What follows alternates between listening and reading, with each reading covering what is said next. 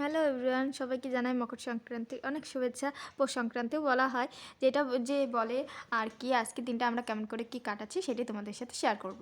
এটা সকালে আজকে খুবই শীত পড়েছিল, তো এই যে সিঙ্গাড়া পিঠে, আমি সিঙ্গাড়া পিঠে বলি বলে সেটাই বললাম। মা বানাচ্ছে আর কি, আমি পায়েস বানাবো। মা এটা দুপুরবেলা খাওয়ার জন্য এগুলো বানাচ্ছে।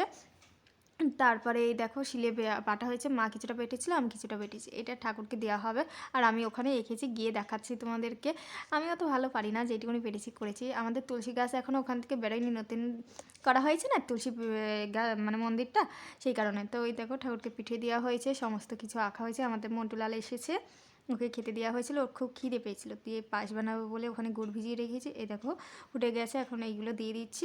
ওই যে গুড় দিয়ে বানিয়েছিলাম ওই পায়েসটা, মা খেয়ে বলেছে ভালোই হয়েছে। তো ঠাকুরকে দিয়েছি, ওই দেখো। তো এখন সন্ধ্যাবেলায় ঠাকুরকে নমস্কার করে নেওয়া হয়েছে। এই দেখো আমার পায়েস কেমন হয়েছে অবশ্যই